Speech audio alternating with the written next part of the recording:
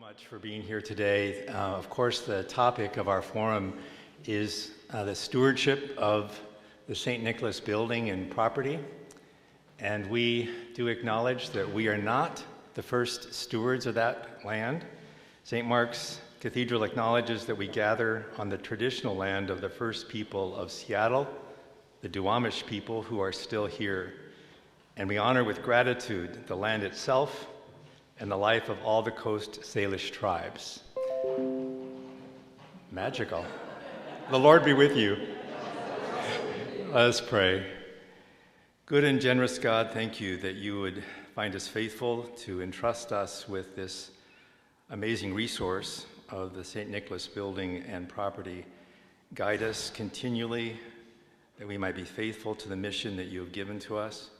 So even and especially in this hour, give us discerning hearts and creative minds to ask, to learn, and to be faithful to you. In Jesus' name we pray. Amen.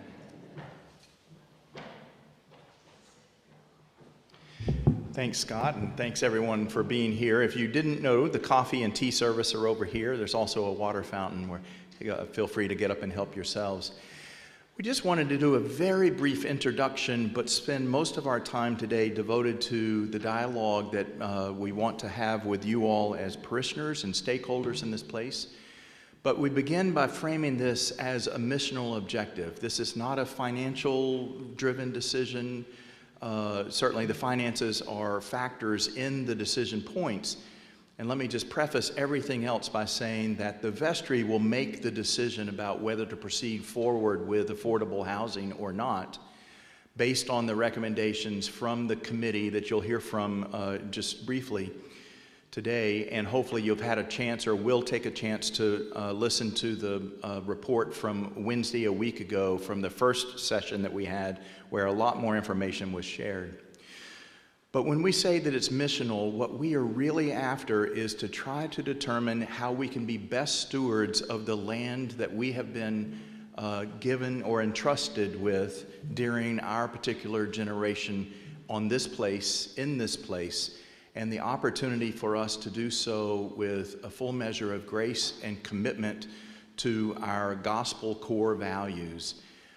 Including that from Matthew 25, in which we are seeking to house those who are homeless or with unsecure or unsafe housing realities in the city in which many are being priced out of it. So that's the backdrop. No decisions have been made. We're still months and months away from having all the information, but your piece of input is a critical part of that information for the vestry to make an informed decision. And with that, I'm going to ask committee co-chair John Herster to come up and give just a very high-level view of what we've been doing and where we're heading.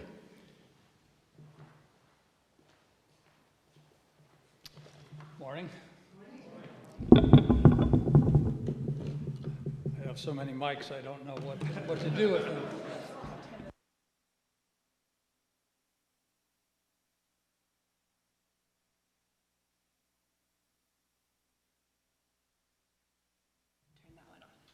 It's off, or it's muted.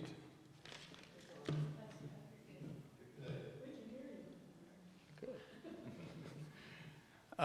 We were formed toward the end of last year to evaluate whether it was missionally appropriate and financially feasible to pursue affordable housing on the St. Nicholas site.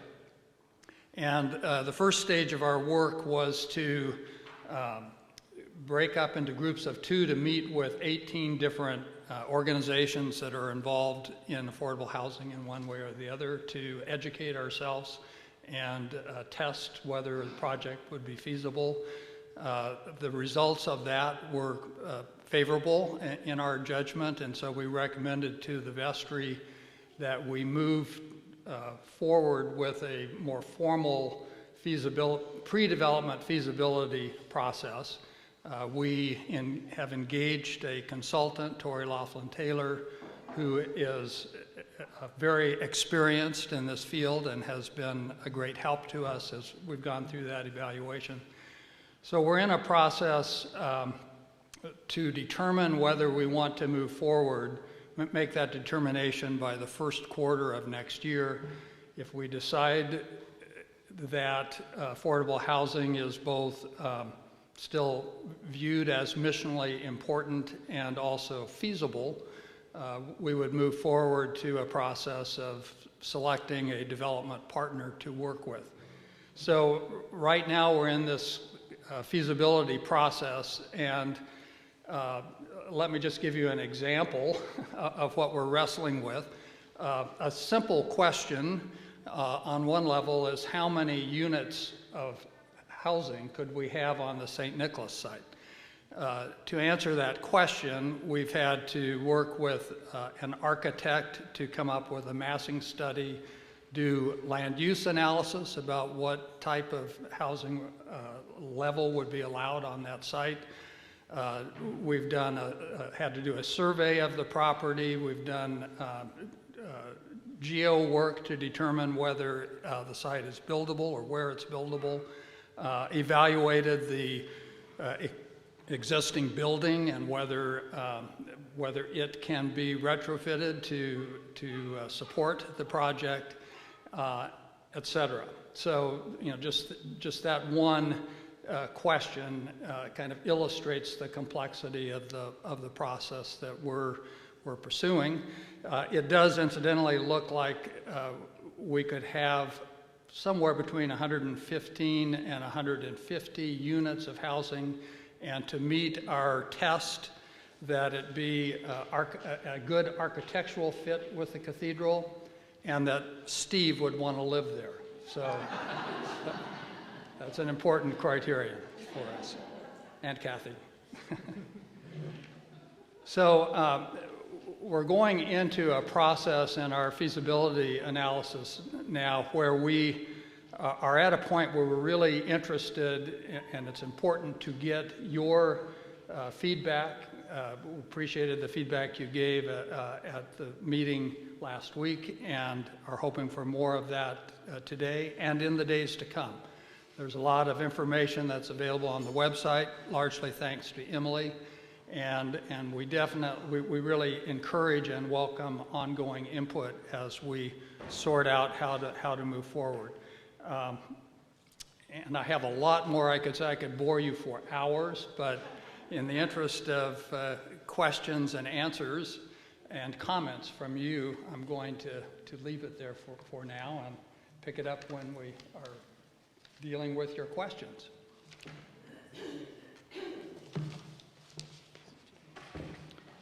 And here's Emily. So we're going to have some time for questions, but I just wanted to introduce our committees, several of whom are here and several have different obligations this morning. Ree Knack, John Horster, Dean Thomason, Scott Hewlett, Roberta Nestus, Scott Kovacs, our junior warden for facilities, Lynn Cobb, and Alexander Thompson. And we're just really grateful for their time and commitment. And Emily Meeks, the co-chair. And me. So I think what we'll do is I'm going to rove with the mic, and you can just share your question, and then I'm going to bring this mic over that y'all can stand.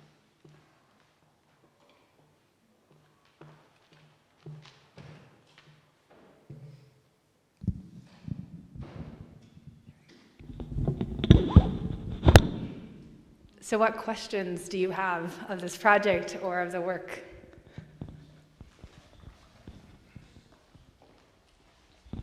Has the general community around St. Mark's been involved in this at all? Good question. Who would like to take that? We've begun informal conversations with individuals, but we've not reached out en masse to the neighboring community, partly because our consultant has advised us to do that at a right interval of time in the whole process, and we're not at that point yet. Are there questions?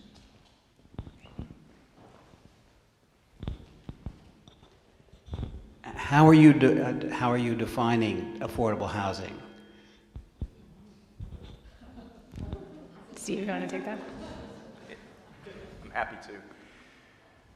To qualify for certain federal and state and city funds, if it's affordable housing that's rented apartments, we're looking at 60% of the area median income or less.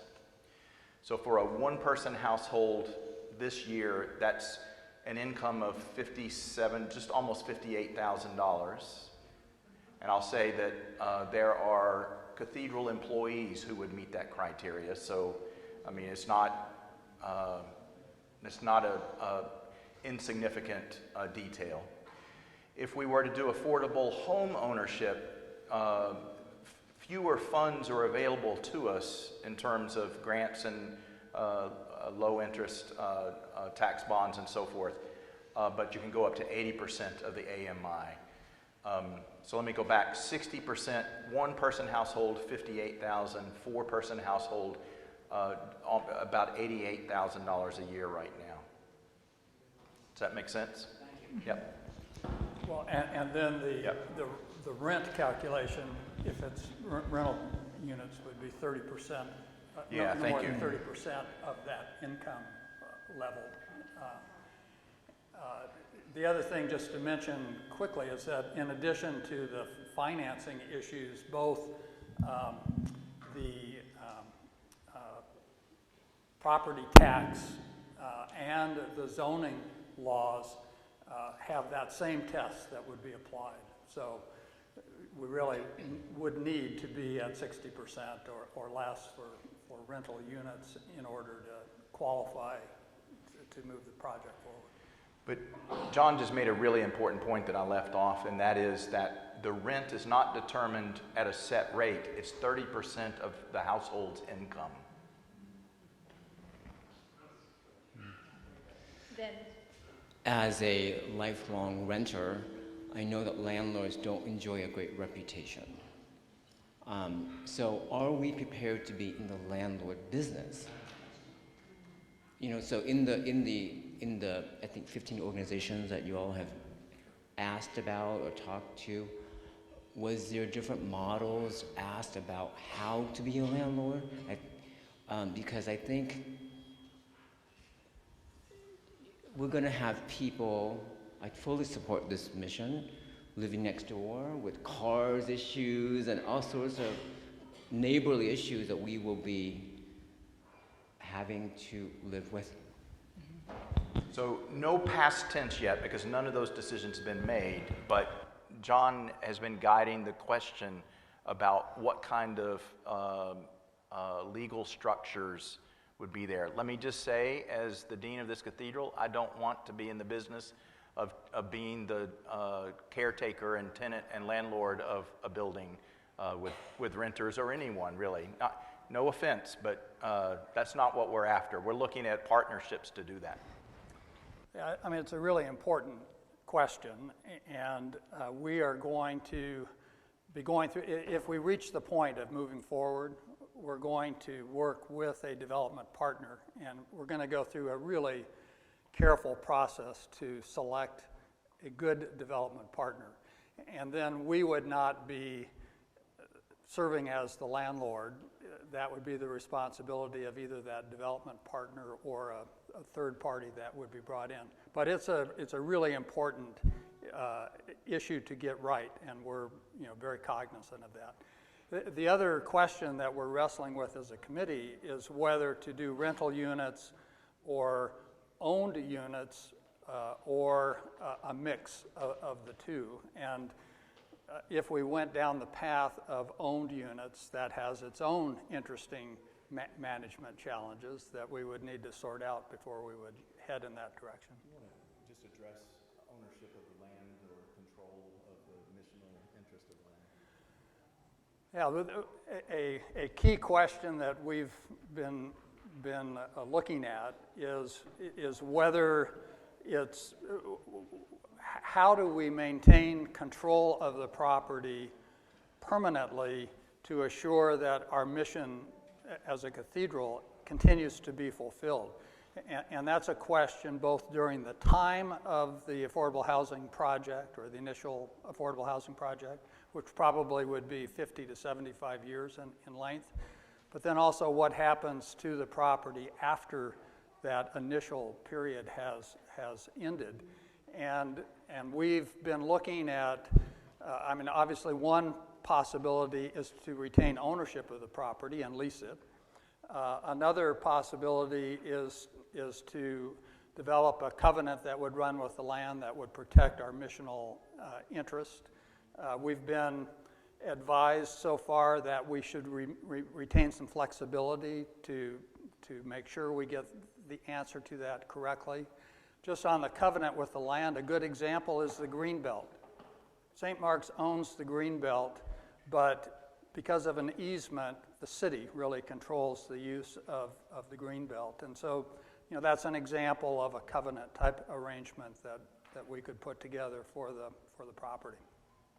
Eliza, gotcha. Wait, Mike.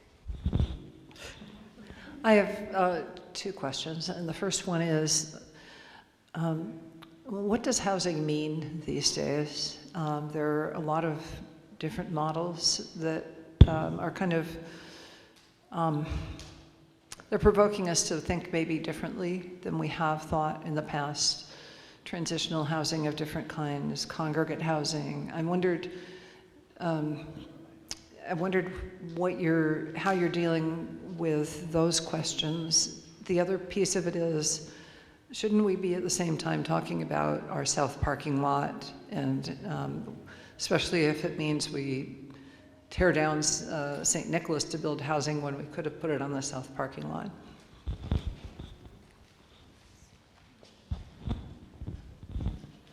John or Steve, do you want to take that one?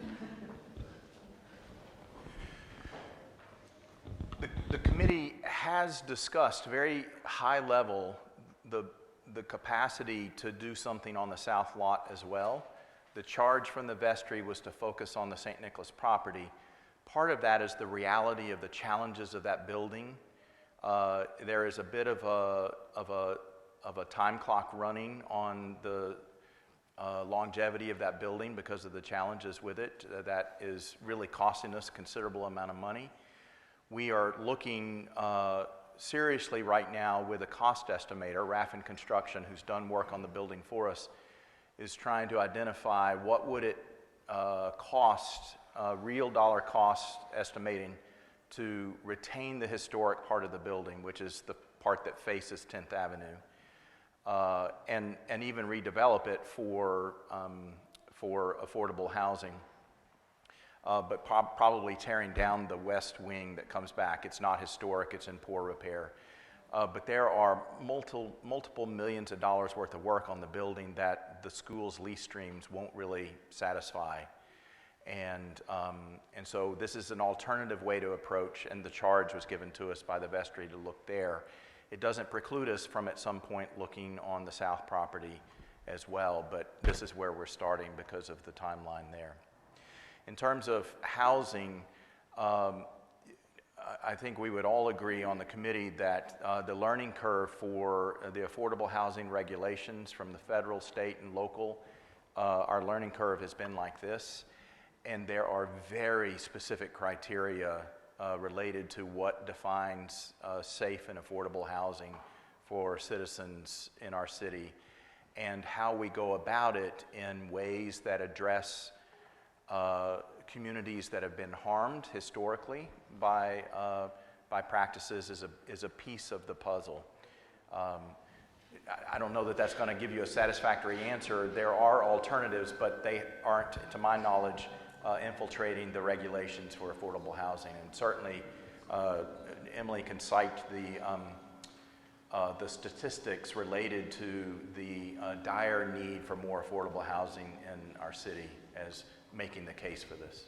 And I would just add too that one thing that we're very much adamant about is that it would be for family housing. And so that's a very different dimension than single person units throughout. And so even in our work so far, we've looked at how we can rebalance things to ensure that there will be space for larger families or people with a larger household if that's needed. So it's not just 100 studio apartments there, and we really feel strongly about that. And it's also not in the direction of supportive housing, which is a very different type of affordable housing.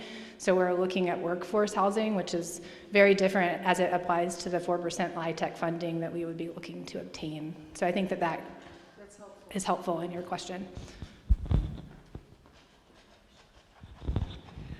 Yeah, this is about this very question of the decision to be made with the actual building and the costs and all that. And I know from watching from home your Wednesday's meeting that you've been reaching out to other organizations regarding costs and planning and everything. And I just wondered whether it would be appropriate to approach an organization like Habitat for Humanity. That gets to the question of owned units versus rental units. And so we are in communication with the organizations that are involved in owned units, Habitat being one of the two key players there. So not saying what the answer will be, but definitely we are exploring. And I'd say, back to your earlier question, we also are we're working with an architectural firm that I think is creative in the way they approach planning. Atelier Jones is the name of the firm, and so I think we're gonna do some creative things to meet Steve's test that he would like to live there, and that's going to include not just a big single building, more multiple buildings than that, open space within the site, and a third place where St. Mark's people and the tenants and potentially the broader community could be interacting with each other. So I'm not sure how creative we will be able to be in terms of our approach, but we're mindful of trying to get it right. Christine, there's also another organization called Homestead that is doing similar work as Habitat for Humanity, and they actually just have a new project that's coming to fruition in West Seattle, so you may look at that and see what you think about that. So, other questions? I recently went to Sungaya, which is a co-housing project. What? You're good, we'll go. Okay. Co-housing, meaning that everybody has their independent units, but then there's this wonderful garden that people can eat out of, and there's a monthly fee that they give where they can just go into the pantry and get things. And then, it's not compulsory, but I was very impressed with the whole idea of the concept of co-housing and the way it interfaces with the environment. So I just wondered if that's on the agenda. I can start. We haven't explored that model specifically just because we really are looking at multifamily housing and the parameters around that to ensure that success and longevity. And that's something I think has been a core value of our work. Certainly it is an option, and our consultant actually has background in that type of model, but it just hasn't been rising to the top of a focus for us. But as we've been saying, there's nothing excluded. But talk about third places. So for third place, one of the things that's really important about that is the funding. So how we get the funding enables how we use that space, because we can't mix from public and religious purposes. So we're looking at ways, especially in an outdoor setting, where we can create... walk this way, you're right in front of the speaker. So walk this way. We're looking at ways that we can create those spaces outside through the use of landscape architecture or different spaces, just as we have here in the front lawn. So that could be a way to be able to have some interaction, including a community garden as well. Does that help? And we're excited about the porous boundary between the St. Nicholas property and the potential for a housing project there, and the cathedral close that has all sorts of opportunities for gathering space as well. So lots of details to be worked out there. And I say this very lightly because we don't have designs, but in evaluating capacity for a site, you have to have initial site plans. And so in some of the site plans that we've seen, we've really blocked the ones that create blocks to St. Mark's, the ones that don't have those porous passageways that Dean Thomason describes. So Dewey has a question, and while you're going to her, John's being a little playful about the dean and his wife moving into the, but in truth, in all seriousness, what we have said multiple times in the committee is that we would want these housing developments to be of sufficient quality that any of us would enjoy living there ourselves, that we're not looking for the base existence realities that I think in some cases has been the experience. We want it to be something that fits the ethos of our campus. What level of disabilities are we prepared to accept? Are we prepared to accept services? Are we prepared to provide services? And will we accept Social Security disability as income for rental? I can take this one. So under fair housing rules, there is not a way that you can have a certain population in housing with a few exceptions. So for seniors, there can be 100% of a building dedicated to seniors, but you can only have seniors in that space.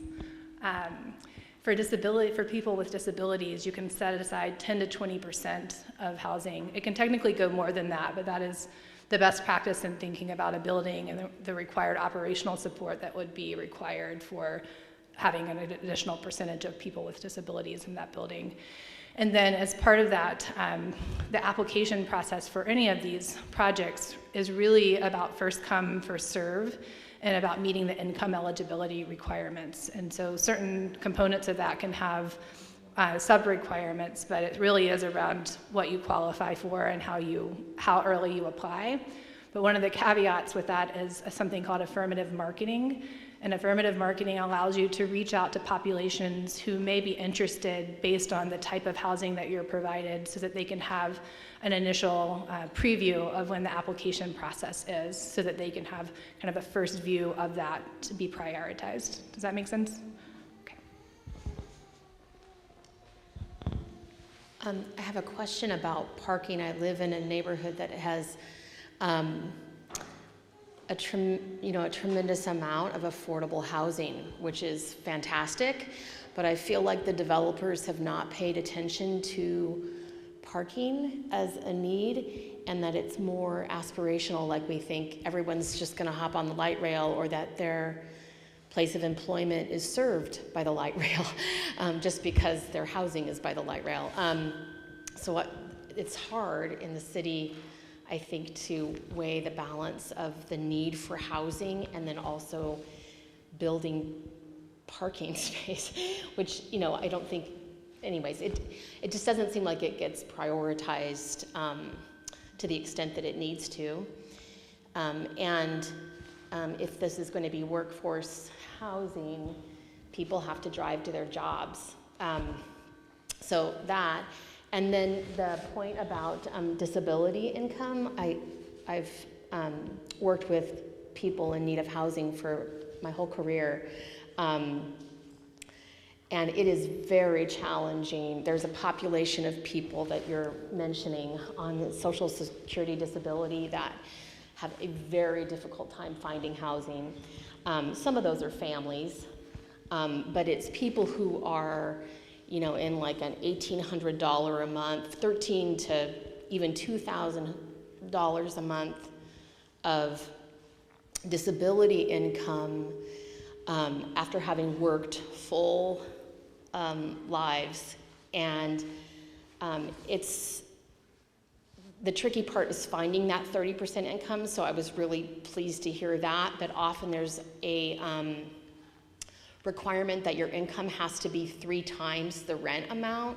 So it's sort of like so if you're holding to the 30% income, that's the thing to do, but often they'll do like a 60% AMI, but you have to have an income that's 3 times a set rent amount.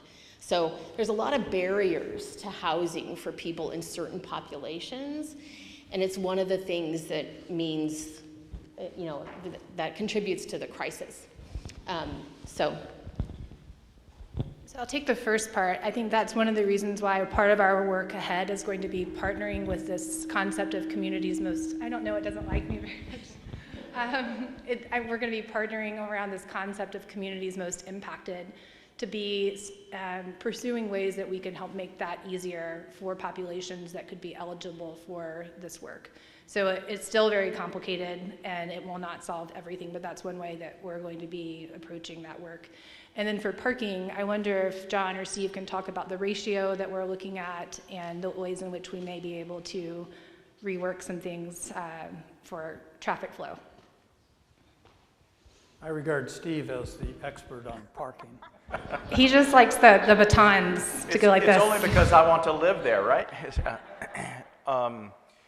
We are entering we entered the scaling studies with the architect with a 1-to-2 ratio, so 1 spot for every 2 units, which is at the high end of parking reality. The truth is, with the latest city regs, you don't have to develop any parking, and we did not feel like that was practical on our campus. It does add considerable cost to what we're looking at because it will have to be an underground parking deck that would essentially, we would reverse the traffic flow and people would come in this end around here and then enter what's essentially the back end, the west end of the building, but at the ground level because the ground slopes upward that way. So that the parking lot would be at this level while the ground slopes upward. And that's an expensive piece, so we don't even know exactly how much, but that's what we're committed to at the beginning. We also have the, I think, luxury of being on the 49 bus stop with a stop right out front, which does get you right downtown and then can go out in all the different directions. It's not optimal to think about taking 2 or 3 buses, but we're in the city is very keen on this project because of its location in the city. I think we have time for one more question. Is there anyone that has a question that hasn't asked a question yet? Okay, Vin.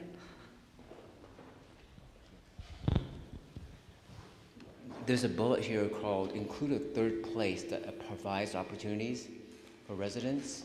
Could you speak more to that? It suggests to me that we're interested not only in how this impacts us, but how we're interested in creating community for others who might come and live here. Can you say more? Yeah. Yeah, so we spoke about that a little bit with Elizabeth's question around creating outdoor spaces that could be part of the design on site of the property to be able to encourage bi-directional walking and interaction.